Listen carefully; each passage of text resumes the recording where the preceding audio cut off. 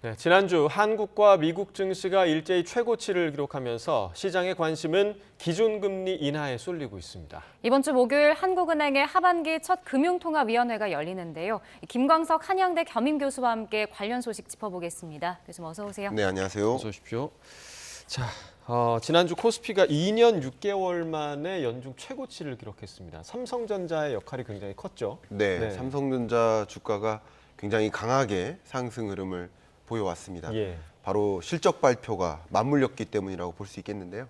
금리 인하에 대한 기대감도 있지만 거기에 더해서 삼성전자의 실적이 매우 긍정적으로 나왔기 때문에 그러니까 이제 삼성전자에 대한 매수세가 강해졌었다라고 볼 수 있겠습니다.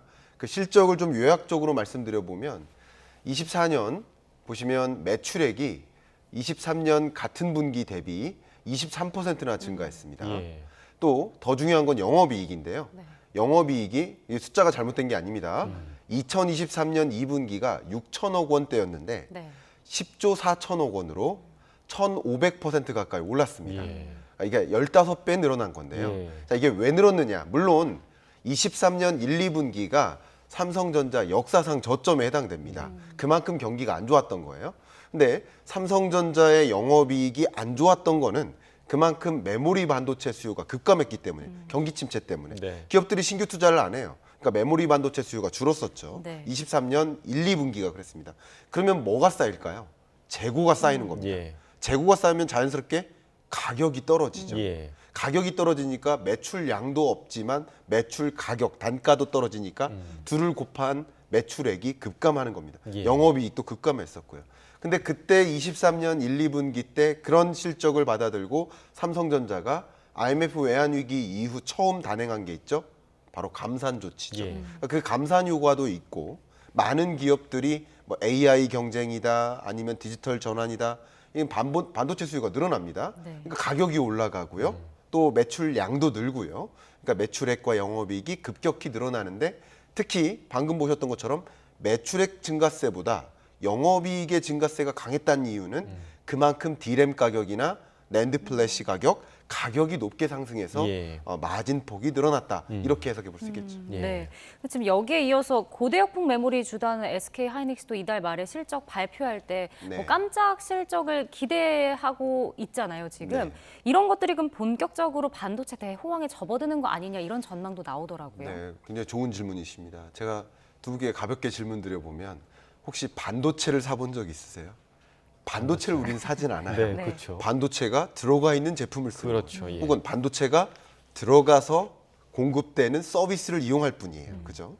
그러니까 결국 우리가 필요로 하는 건 AI 서비스예요. 근데 그 AI 서비스를 제공하는 플랫폼 기업들이 AI 서비스 경쟁력을 격화시키느라고 뭐가 필요로 합니까? AI 반도체, 고사양의 AI 반도체가 필요해요. 그럼 AI 반도체가 나홀로 구동되는 것이 아니라 같이 맞물리는 것이 고대역폭 메모리, 방금 말씀하신 HBM이 필요합니다. 그 HBM 시장을 우리나라 기업 둘이 SK 하이닉스와 삼성전자가 거의 독점적으로 지위를 갖고 있습니다. 95% 가까이 독점하다시피 합니다. 특히 이 AI 서비스 기업에게 AI 반도체를 제공하는 독점적 기업, 엔비디아의 또 HBM을 공급하는 독점적 기업이 SK 하이닉스입니다. 그러다 보니까 AI 경쟁이 격화되고 AI 반도체 수요가 늘어나고 엔비디아 실적이 올라가서 오늘 확인해 보니까 세계 시가총액 3위 기업입니다. 그러니까 얼마 전까지만 해도 약 한 5개월 전까지만 해도 10위에서 7위 정도 됐던 기업이 세계 시가총액 3위 기업이 됩니다. 그만큼 실적이 늘어나는 과정에서 SK 하이닉스 실적도 늘어나겠구나. 왜냐하면 엔비디아의 HBM을 거의 독점적으로 공급하는 기업이니까 하는 그런 공식 때문에 기대감도 역시 SK 하이닉스에 집중되고 있는 상황이라고 볼 수 있겠습니다. 그러니까 이제 삼성전자와 SK 하이닉스의 영업이익 대폭 개선에 힘입어서 우리 증시가 최고치를 찍었고 미국 S&P 500과 나스닥도 또다시 이제 사상 최고치로 마감을 했는데 미국은 근데 이 기업 실적도 기업 실적이지만 기준금리 인하에 기대감이 좀 많이 생긴 것 같아요. 네, 그렇습니다. 금리 인하에 대한 기대감 굉장히 중요합니다. 제가 한번 시청자 여러분을 위해서 설명드리면 아직까지 미국이 금리 인하한 적이 없어요. 22년 이래로, 그죠? 우리나라도 마찬가지. 이번 주 목요일 날 우리 한국은행의 금융통화위원회 금리결정회의를 하지만 역시 이번에도 동결이라고 생각합니다. 그런데 역시 12번 연속 금리 동결만 했습니다. 아직 예. 금리 인하 한 적이 없어요. 예. 그럼 왜 금리 때문에 시장이 움직이느냐? 금리 인하 기대감인 겁니다. 그 기대감은 어떻게 조성되느냐? 물가가 안정될 것 같아. 왜냐하면 물가 잡기 위해 금리 인상했으니까 예. 물가가 안정될 것 같아 하는 신호들만 나오면 그때마다 그럼 금리 인하 하겠네 라는 공식이 약속처럼 나오는 겁니다. 네. 근데 지난 금요일이죠. 뭐가 발표됐냐면 미국 고용 지표가 발표됐습니다. 정확히 말하면 우리 한국 시간 기준으로 금요일 밤 9시 반에 3대 고용 지표가 발표됐는데 네. 하나가 실업률이에요. 실업률이 4.1%로 4%를 처음 초과했습니다. 그리고 두 번째 임금 상승률인데요. 임금 상승률 지표가 근래 들어 처음으로 4% 밑으로 3.9%로 떨어졌어요. 예. 그리고 세 번째는 취업자 증감인데요. 취업자 증감폭도 전월보다는 떨어졌습니다. 자, 이런 것들이 세 박자가 뭐냐면 고용이 점차 위축되네, 예. 고용 둔화 현상이 있네. 그 얘기는 강한 경제 위기는 아니지만 그래도 미국 경제도 5.5% 금리 인상했다 보니 그것으로 인해서 미국이 기업 투자가 적극적으로 일어날 수가 없고 고용이 좀 둔화되는구나. 그럼 고용이 둔화된다는 얘기 무슨 얘기라고 귀결이 될까요? 물가가 다소 둔화될 수 있겠구나. 예. 결국 이런 모든 신호들은 물가 안정화에 기여하는 시그널들이 나오는구나. 그러면 곧 금리 인하 있겠구나. 결국 지난 금요일 밤 고용 지표가 발표되면서 금리 인하 기대감이 폭발적으로 치솟으면서 미국 주식 시장도 웃을 수 있는 그런 상황이었다. 이렇게 결론 지을 수 있겠습니다. 예. 네, 말씀해주신 대로 실업률이 올라가고 고용 시장이 좀 냉각이 됐다면 네. 9월에 그러면 금리 인하를 할 수 있는 건가요? 어떻게 네. 전망해봐야 될까요?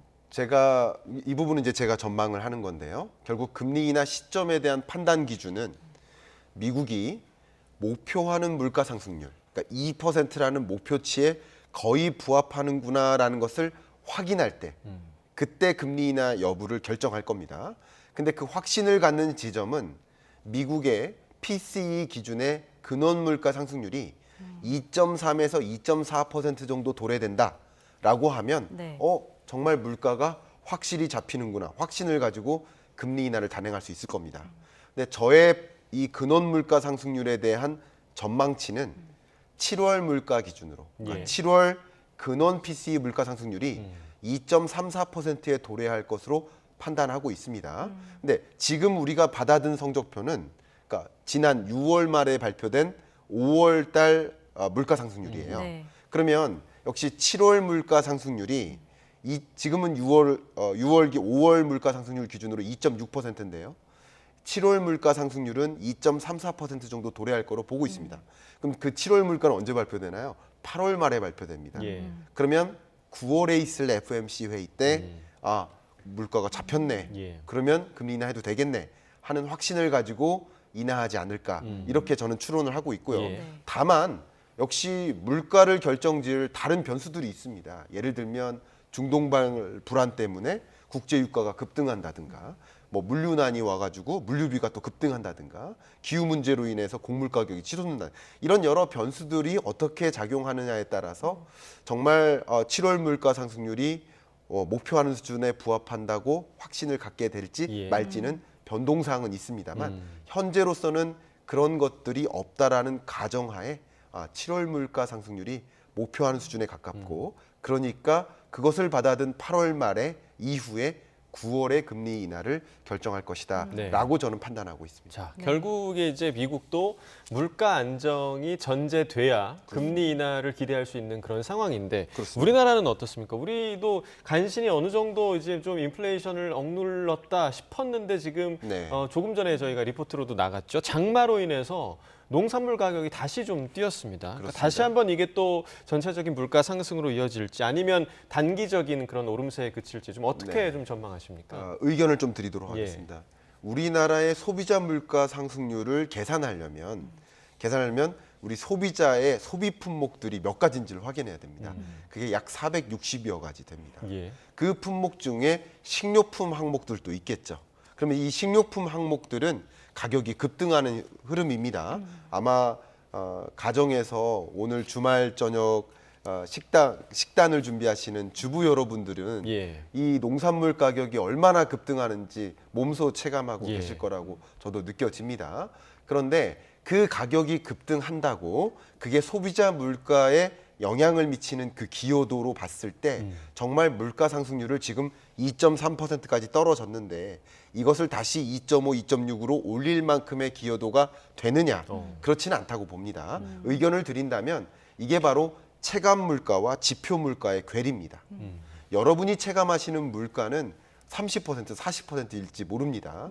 그러나 지표 물가라는 관점에서는 2%에 가깝게 거의 왔기 때문에 우리나라의 물가라는 여건을 봤을 때는 금리 인하 시점이 거의 도래된 거라고 볼 수 있습니다. 다만 우리 한국은행의 금리 결정의 또 다른 중요한 변수가 한미 간의 기준금리 격차이고 역시 금리 격차를 먼저 선제적으로 인하해서 격차가 벌어질 때 나타나는 부작용들이 우려되기 때문에 선제적으로 금리 인하는 어려울 거라고 보고 있습니다. 그렇게 의견을 드립니다. 그러면은 미국이 먼저 금리를 인하하고 그 이후에 우리도 금리를 인하할 거다 이렇게 좀 생각을 하면 되는 건가요? 네, 물론 미국이 확실히 금리 인하할 거야라는 시장의 지배적인 기대가 들 때쯤이면 미국이 9월 FOMC 때 만약에 금리를 인하한다라고 했을 때 할 거야라는 믿음이 있다면 먼저 8월에 금리 인하를 단행할 수도 있습니다. 우리나라도 선제적 인하도 할 수 있습니다. 급할 경우 그럴 수 있습니다. 그리고 물가가 안정적으로 그때까지도 잡혀가는 모습을 본다면 말이죠. 그런데 9월 FOMC 때 금리를 인하하는 것을 어느 정도 확인하고 그리고서 후행적으로 인하하는 것이 좀 안정적이다라고 판단할 가능성이 높기 때문에 가능성을 놓고 본다면 우리나라는 한국은행 금통위가 9월에 없거든요. 그러니까 10월에 있습니다. 그래서 미국의 금리 인하 액션을 확인하고 그리고 10월에 인하할 가능성이 높지 않을까라는 의견이고요. 한 가지 또 첨언을 드린다면 한국은행 입장에서는 농산물 가격이 치솟는 거, 채소값이 치솟는 거 이것은 한국은행 금통위가 할 일이 아니다. 물론 그것도 역할이 있습니다만 조금 더 그 농산물 가격의 통제는 농림수산부 입장에서 해결할 일이다. 왜냐하면 아까 말씀드린 것처럼 소비자 물가 상승률, 전체 소비자 물가 상승률을 결정하고 그것을 목표하는 수준에 가깝게 오도록 유도하는 게 통화정책, 한국은행의 역할인 것이고 조금 더 농림수산부나 행정부 사이드에서 농산물 수급을 안정적으로 만든다든가 농산물 피해를 없앤다든가 예를 들어서 앞에 보도가 됐었습니다만 돼지열병 같은 일이 확산돼서 만약에 돼지고기 공급이 부족해지면 또 돼지고기 가격이 치솟을 수 있습니다. 이런 것들을 확산치 않게 만든다든가 이런 재정정책 관점에서의 접근이 더 중요하다. 뭐 통화정책도 뒷짐지고 있겠다는 뜻은 아니지만 조금 더 재정정책 관점에서 그런 접근의 노력이 더 필요한 시점 아닌가 하는 의견도 같이 드립니다. 그러니까 이제 선제적 미국의 앞선 선제적 금리 인하에 대해서는 다소 가능성이 적다 이런 의견을 그렇습니다. 주셨고요. 지난주에 이제 정부가 올해 하반기 경제 정책 역동 경제 로드맵을 발표했는데 눈에 띄는 부분이 주주 환원 조치와 같은 그런 조치를 한 기업에 한해서 법인세를 감면해 주겠다 이 내용이 좀 있더라고요. 네, 그렇습니다. 이게 일종의 밸류 프로그램의 일부입니다. 그러니까 밸류 프로그램을 적용해서 유독 세계 증시가 좋았는데 우리나라 장은 왜 이렇게 안 좋나 하는 생각을 하신 분들이 많이 계세요. 그게 일종의 코리아 디스카운트 아니겠습니까? 그 코리아 디스카운트의 이유들이 몇 가지가 있겠죠. 그 이유 중에 하나는 유독 주주 환원 시스템이 덜 갖춰져 있기 때문이라고 지적을 많이 하고 있는 겁니다. 그러면 어떻게 하면 주주 환원을 많이 해줄 수 있을까? 기업 밸류 프로그램을 도입해서 주주 환원을 좀 유도해보자라는 겁니다. 근데 이 밸류 프로그램을 도입한 국가가 일본이고요. 일본의 모델을 어느 정도 활용한 거라고 볼 수 있겠는데 이 밸류 프로그램에 기업들이 대대적으로 참여할 것인가? 이게 관건이에요. 근데 일본의 경우에는 물론 완벽하게 법률적으로 강제하는 건 아니지만 매우 통제력이 있기 때문에 강제성 규약이 어느 정도 있어서 기업들이 밸류 프로그램에 대거 참여를 했고요. 그게 작용해서 주가가 상당히 상승한 것도 있었습니다. 근데 우리나라의 경우에는 어떤 당근이나 어떤 채찍이 없다면 어떤 기업도 밸류 프로그램에 적극적으로 참여할 상황은 없거든요. 그러니까 당근이든 채찍이든 줘서 적극적으로 밸류업 프로그램에 참여할 수 있도록 유도를 해야 될 텐데 아마도 당근과 같은 성격으로 일본은 조금 강제성의 규약, 이런 채찍을 가지고 밸류업 프로그램에 참여할 수 있도록 이끌었지만 우리나라는 좀 당근성으로 당근을 주면서 밸류업 프로그램에 참여했을 때 법인세를 인하해 준다든가 이런 제도를 하겠다라는 방침이라고 생각해 볼 수 있겠습니다. 예. 네. 여기에다가 이제 상속세 최고 세율도 좀 인하하는 방안이 마련될 가능성이 나오더라고요. 네. 근데 아직까지 뭐 인하 폭이나 시기가 정해진 건 아닌 거죠? 네, 이 상속세를 두고는 뭐 여야의 갈등도 많이 있고요. 국민적 합의를 갖기도 굉장히 어려운 주제일 수 있겠습니다. 상속세를 폐기하거나 상속세율을 낮추는 것은 또 부자 감세 아니냐 하는 또 여론도 같이 있기 때문에 이게 지금 세율까지 결정짓기는 어려운 상황입니다. 다만 지금 객관적인 정보를 여러분께 공유해 드린다면 주요 국가들과 상속세율을 한번 비교해 보겠습니다. 보시는 것처럼 최대 주주 할증을 적용할 시에는 우리나라의 상속세율이 OECD 회원국 중에서 거의 가장 높은 수준입니다. 네. 네, 최대 주주 할증을 적용하지 않을 시에는 일본보다는 낮은 50%, 일본은 55%니까요. 예. 이 정도 수준이라고 본다면 그래도 OECD 회원국 수준, 평균 수준으로 상속세율을 좀 낮춰서 좀 많은 우리나라 기업에 투자를 유도할 수 있도록. 왜냐하면 상속세율이 이렇게 높게 적용된다면 소위 이제 대주주 입장에서 그것을 상속하거나 예. 혹은 이제 부동산도 포함이겠죠. 그런 관점에서 이제 부담을 줄 수 있다. 그러니까 적정한 수준의 상속세율을 적용해야 되는 게 아니냐 하는 것이 이제 정부의 입장인 것이고요.